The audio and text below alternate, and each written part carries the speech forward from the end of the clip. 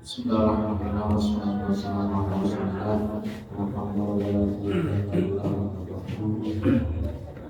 Langsung saja kita lanjutkan kembali pengajian kitab kita. Bismillahirrahmanirrahim. Qala al-mu'allif rahimahullahu ta'ala wa nafa'ana bihi wa bi qulubihi fid dharain amin.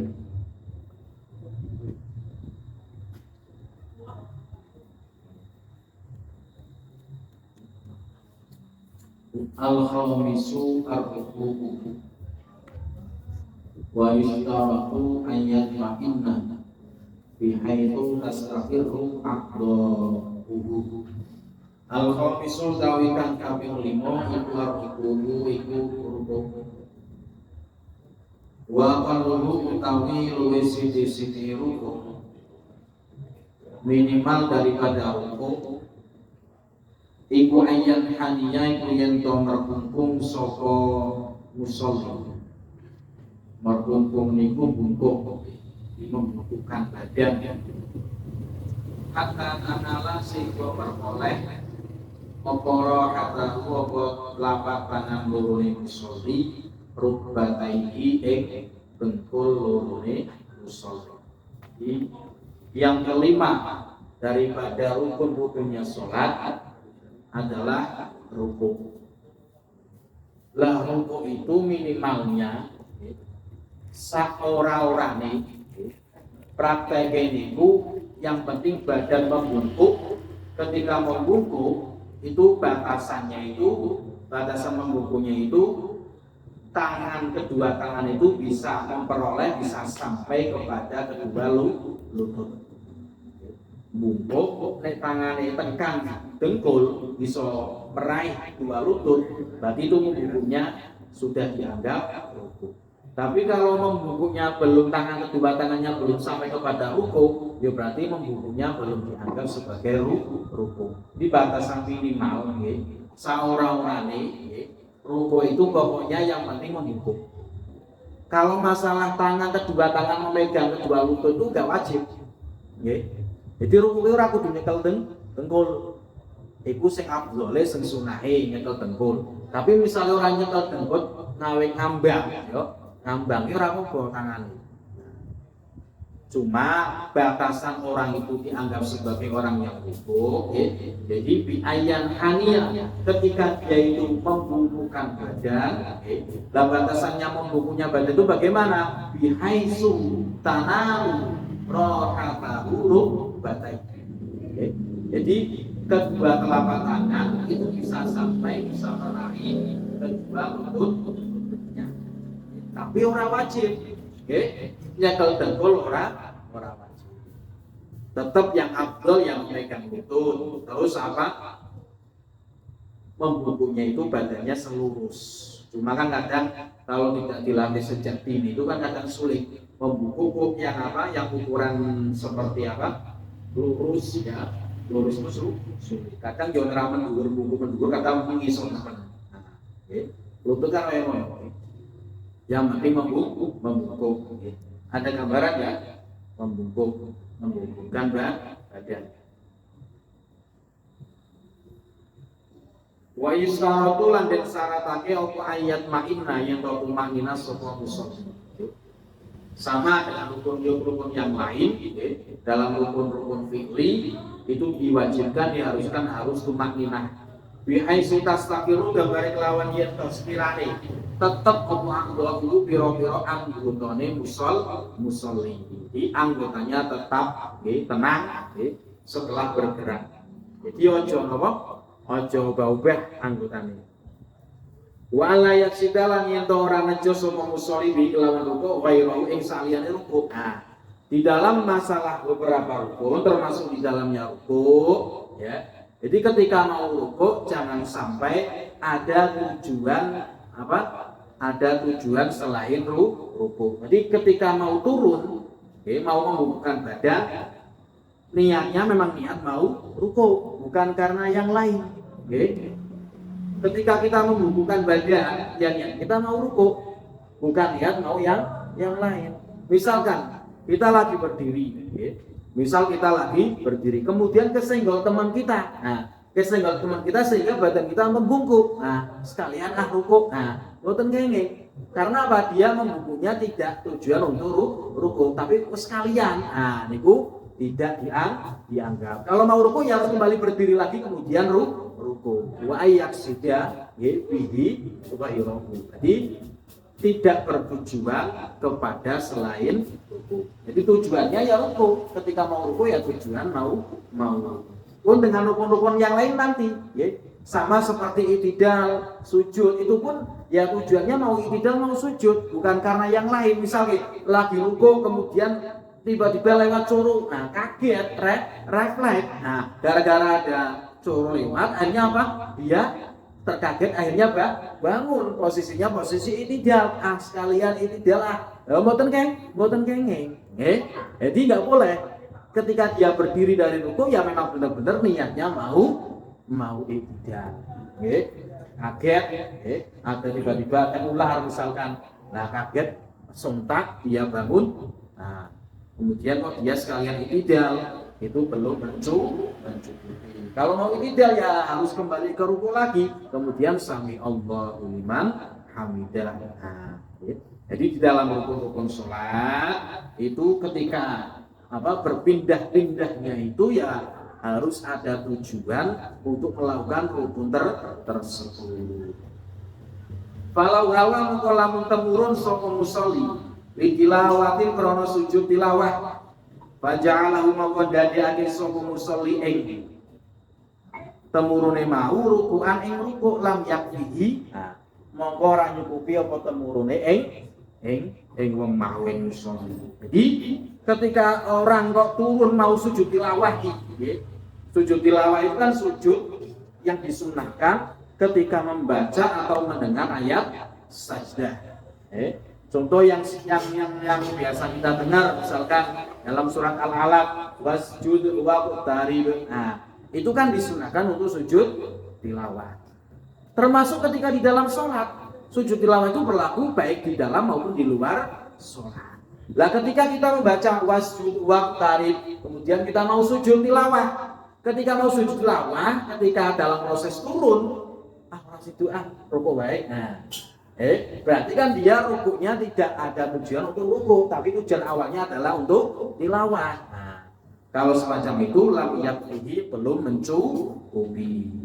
Asanisu iku al-i'tidalu wa huwa an ya'uda ila ma kana alaihi qablahu. Iku ayauda yen to bali sapa musolli ilama maring perkara marang panggonan kan akan ono sapa musolli kuali tetepi ing atase ma qablahu ing dalam satu ruku. I'tidal berarti kembali ke posisi sebelumnya. I'tidal sama dalam i'tidal pun disyaratkan harus tumakninah, disyaratkan tujuannya i'tidal bukan tujuan karena hal yang lain. Sehingga kalau rafa'a maqalam tangi sapa musolli fazaan krono kaget min syai'in saking suwiji-wiji ketika ada seseorang bangun dari rukuknya mau i'tidal, tapi niatnya bukan karena mau i'tidal tapi fazaan min syai'in karena kaget dari sesuatu.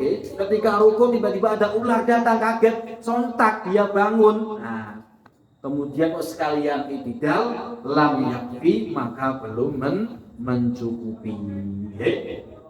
Sami Allahu liman hamidah. Harus harus bertujuan untuk melakukan i'tidal, bukan tujuan yang lain. Sami Allahu liman hamidah. Jadi bacaan-bacaan di dalam sholat, dalam perpindahan satu rukun ke rukun yang lain, itu kan biasanya kita membacanya dengan bacaan takbir. Allahu Akbar. Ketika mau ruku takbir. Ketika mau sujud takbir. Ketika bangun dari sujud takbir. Nah, tapi ketika dia seseorang itu mau i'tidal, itu bacanya bukan takbir, bukan Allahu Akbar, tapi sami Allahu liman hamidah. Nah, ini ada kronologinya, ada historinya. Mengapa kok disyariatkannya itu membaca sami Allahu liman hamidah? Dulunya ya awal-awal Rasulullah membacanya Allahu Akbar ketika bangun dari ruku mau i'tidal. Nah, jadi dulu itu kronologinya sahabat Abu Bakar radhiyallahu taala anhu, itu orangnya kan selalu konsisten, istiqomah melakukan jamaah bersama Kanjeng Nabi terus. Nah, lah suatu ketika Abu Bakar itu ketika mau sholat asar, dia itu telat, ketika telat beliau tergesa-gesa, larilah beliau sekencang-kencangnya menuju ke masjid biar tidak tertinggal sholat berjamaah dengan Rasulullah Shallallahu Alaihi Wasallam. Jadi saking ora kepingine ketinggalan jamaah, ini kan balapan orang jamaah. Nah, Abu Bakar kepingin ojo sampai ketinggalan orang jamaah. Nah, ketika seperti itu, ketika beliau sampai ke masjid, ternyata Rasulullah masih ruku. Ketika Sayyidina Abu Bakar sampai dalam masjid, ternyata Rasulullah masih ruku. Akhirnya ketika melihat semacam itu, Abu Bakar itu mengucapkan alhamdulillah si umat. Nah si ruku aja si menangi jamaah. Si menangi salo rakaat. Alhamdulillah si menangi jamaah. Alhamdulillah. Lah karena kejadian itulah kemudian malaikat Jibril turun kepada Rasulullah yang sedang ruku itu memberikan wahyu bahwasanya Rasulullah diperintah untuk membaca Sami Allahu liman hamidah, bukan takbir. Sami Allahu, semoga Allah menerima liman hamidahu kepada orang yang memujinya, orang yang membaca alhamdulillah. Berarti kan ini dongake Sayyidina Abu Bakar yang merasa lega ketika menangi jamaah dan kemudian bersyukur mengucapkan alhamdulillah. Dijawab kali Gusti Allah dengan sami Allahu liman hamidah sing akhirnya dadi syariate pas nalikane arep bidal sami'a, semoga Allah menerima liman hamidahu kepada orang yang memuji mengucapkan alhamdulillah, yaitu Abu Bakar As-Siddiq radhiyallahu taala anhu. Itu bidal. As-sabi'u tawi kang kaping 7 iku sujud marrataini kelawan rong ambalan. Sujud 2 kali wa qalluhu utawi luwih sithik-sithik sujud iku ayyabu yen to nyelehake sapa musolli ba'da basyarati jabhatihi ing sebagian kulit batuke musolli ala musallahu ing atase panggonan salate musolli. Minimal dalam bersujud seorang-orangnya dia itu orang yang lagi sholat meletakkan sebagian apa nih jenenge jidat sebagian jidat. Berarti enggak semua, enggak semua jidat. Yang penting sebagiannya itu apa? Tertempel kepada lantai atau tempat sujud. Pun sama kriteria atau syarat daripada sujud ya, ketika sujud harus ketika mau sujud harus ada niat untuk mau sujud. Nah, ini tambahan di antara beberapa aturan atau syarat daripada sujud wa adamu sujudi lan ora onone sujud ala syai'in ing atase suwiji-wiji, tidak bersujud kepada suatu benda yataharraku kang obah-obah apa syai' biharokatihi kelawan sebab obah-obahe musolli. Jadi ketika sujud itu tidak boleh bersujud kepada sesuatu benda yang benda itu bergerak-gerak karena gerakannya orang yang lagi sholat. Jadi yang namanya benda itu ada kalanya yang bergerak, ada yang kalanya tidak bergerak. Nah, yang tidak bergerak ya ini enggak masalah. Yang jadi masalah itu sesuatu benda yang bergerak dan bergeraknya itu karena gerakannya orang yang sholat. Ya, contoh misalkan baju, sarung. Ini kan benda ini akan bergerak ketika orang yang sholat bergerak. Ketika kita ruku ya pakaian kita ikut bergerak, baju kita ikut bergerak. Itu yang namanya yataharraku biharakatil musolli. Dia akan bergerak-gerak karena gerakannya orang yang lagi sholat. Nah, aturan di dalam sujud itu seseorang tidak boleh bersujud di atas suatu benda yang bergerak-gerak karena gerakannya orang yang sholat. Makanya tidak sah misalkan ada seseorang, ada seseorang kok jidatnya ditutupi penuh oleh peci. Nah, batuke ditutupi nganggo peci. Peci ini kan syai'un yataharraku biharakatihi. Peci ini kan ikut bergerak ketika saya rukuk, ketika saya i'tidal, saya sujud. Nah, lah nek ngono, berarti misalnya kok aku sujud, aku sujud napa? Aku sujud nganggo peci kayak ngene, Allahu Akbar. Berarti saya sujud di atas benda yang bergerak. Yang bergeraknya karena ketika saya bergerak. Itu tidak sah. Sujudnya tidak sah. Atau misalkan tisu. Ono tisu misalnya tisu nang tempat sujud. Ketika saya pertama kali sujud, Allahu Akbar, itu enggak masalah. Wong benda ini enggak bergerak. Ketika saya bergerak, benda ini enggak bergerak. Enggak masalah kan kita sujud di atas tisu. Tapi ketika sujud pertama itu enggak masalah. Lah dilalah ketika duduk tisunya ikut.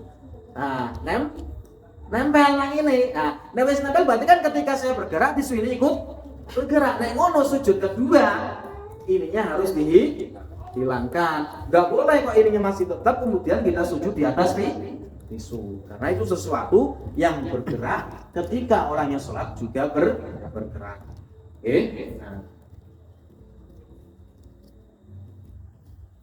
Walau asoba mongko lamun mlebet sapa musolli jami'an jabhatihi. Ada orang napa batuke niku luka li jirahatin krana tatu, kemudian diperban. Wa qafalan lebih sapa wong min nazil isabati saking nyopot blebet utawa perban. Sajada atau sujud sapa musolli alaihi ing atase isobah wala qadha ala orang qadha iku wajib. Nah ini ketika ada udzur. Kalau tadi kan sujud di atas benda yang bergerak-gerak karena gerakannya orang sholat itu tidak boleh. Tapi ketika ada udzur itu dimaklumi. Misal ada orang baru kecelakaan sehingga apa? Jidatnya diperban penuh. Nah, kan nek sujud kan mesti ngerasa. Nek cara aturan pertama. Soalnya apa? Sujud di atas benda yang bergerak ketika dia bergerak. Tapi kalau ada undurnya semacam itu karena luka dan ketika dilepas itu bisa menimbulkan dampak yang berbahaya. Nah, maka tidak perlu dilepas. Enggak apa-apa sujudlah di atas perban atau blebet tersebut. Athaminu al-julusu dan nanti tidak wajib untuk mengqadha. Athaminu iku al-julusu lungguh baina sajdataini ing dalam antarane sujud loro, duduk di antara dua sujud. Sama dengan syarat-syarat yang tadi dalam rukun-rukun yang tadi, harus tumakninah. Tidak boleh Tidak boleh bertujuan kepada selain duduk di antara dua sujud. Berarti ketika mau sujud, ketika mau duduk, ya berarti niatnya benar-benar mau duduk. Isi sujud, refleks ono coro liwat kaget. Akhirnya dia duduk. Berarti kan duduknya bukan karena dia mau duduk, tapi karena kaget melihat coro. Lah ning ngono, ora kena sekalian lungguh, kudu bali meneng, kemudian dia duduk di antara dua sujud. Wa alla yutawilahu lan yen ora dawake sapa musolli ing julus baina sajdatain walal i'tidal lan ora dawake ing i'tidal. Nah niki kan napa? Jadi yang namanya duduk di antara dua sujud dan juga i'tidal itu adalah termasuk rukun qasir. Jadi yang namanya rukun itu ada rukun yang tawil, ada rukun yang qasir. Rukun yang tawil itu rukun yang panjang. Kalau rukun yang qasir itu rukun yang pendek. Dalam arti gimana? Ketika rukun itu rukun yang qasir, yang pendek, maka dilarang untuk dilama-lamakan. Nek sengaja disuwe-suweke bisa batal.